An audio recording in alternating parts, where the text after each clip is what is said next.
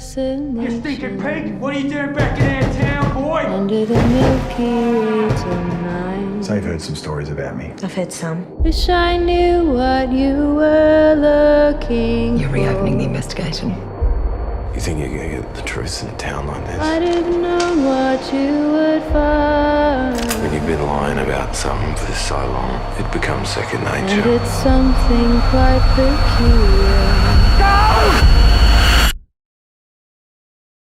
Under the Milky Way tonight.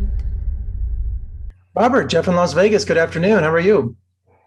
Good, mate. Lovely to chat to you, Jeff. Thanks for taking a look at the film. Oh, my pleasure. What a excellent thriller. I mean, this is so layered. It's got love, it's got deception, it's got hatred, it's got murder, it's amazing to wrap all of this up in one movie. It was just an absolute thrill. It really was. Terrific. Yeah, I felt that when I read the book, and it was a challenge. You know, you've got two crimes, one in the present, one in the past, amazing ensemble of these incredible characters. This landscape that, was quite overwhelming and exciting to film in. I often felt like I was juggling like 10 balls and they'd all fall out of my hands at any point, but I'm glad that the film came together so well. Well, let's start with Jane Harper's bestseller. Was it a challenge adapting it to the screen? Anything you had to leave out or? Yeah, it's tricky. It's a 380-page book, so trying to distill it down into a 110-minute film, really challenging. But the book was a great guide. Like, it really is such a well-written thriller. I mean, it's New York Times bestseller. It's not it's a book that's much loved. Doesn't have any plot problems. It all makes sense. It was more for me working out how to shape it into a feature film.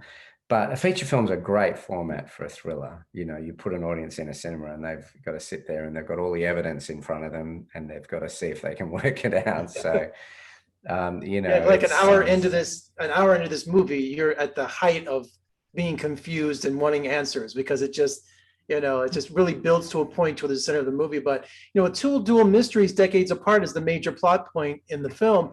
Using flashbacks, that's a tricky plot device for a movie, isn't it? Yeah, it's a challenging edit. I had two amazing Australian editors, and Nick Myers and Alexander De Franceschi did an amazing Australian film, Lion, a few years ago. They're quite incredible editors, and it just took a long time to get it right. For exactly the reason you say. It's tricky, and I didn't want it to feel technical like TV flashbacks. I wanted it to feel like the past and present dance together in the film. And so I really took my time to get it right. So I'm glad that it worked for you. Oh, absolutely. And Eric Bana, absolutely amazing. His intensity in this role, because it looks like he's constantly thinking. He has a great, as we'd say in Las Vegas, a great poker face, because we don't not sure what he's thinking the whole time. And the small town emotions come into play, and they never forgot that tragedy that happened 20 something years ago. Yeah. I think that, that idea, it's a genre that we know this, the idea of someone returning to a town they grew up in and there's a secret buried there. But in this case, it's very moving that he left the town as a young teenager, believed to have murdered this young girl. And when he returns, people look at him and they still think that. And over 20 years, the town's come to almost mythologize the idea that he was the killer. And I think that creates an emotional journey for the audience. Will he be able to clear his name, or was he actually the killer? I think Jane Harper does lots of things just to keep people on their toes, which I know in my own cinema going, I love that experience of not feeling quite sure and puzzling through the movie to try and work it out. And luckily, it all comes together. Right, absolutely. And, without giving anything away, but when he does return home, you don't feel this sense of him wanting to vindicate himself. He's there for other reasons. It just kind of like things just, if he's cleared, fine. If he's not, he doesn't seem to be bothered with it because he doesn't have the answers either, so he's in the mystery knee deep with the rest of us.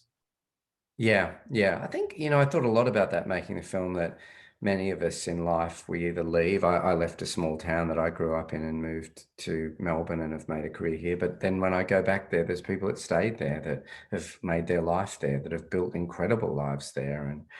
I think there's a universality in that story of the people that stay and the people that leave getting back together. What happens when they meet? What happens when they catch up and share the stories of their lives? You know, I think it's something that we all share some part of that journey. And also the backdrop, of a record drought. I love that because it's yellowish setting, dirty and dusty. And so I thought that really gave the mood and tension to the movies as well. And I had to tell you my favorite character. I don't know if you'd be surprised. I love the barkeep, the guy who ran the manager. I loved it every time. He was just seemed like a great character. I love that guy. Yeah, Eddie Baru. He's an icon of Australian cinema. There's a great fight scene in the Baz Luhrmann film Australia between Hugh Jackman and Eddie Baru.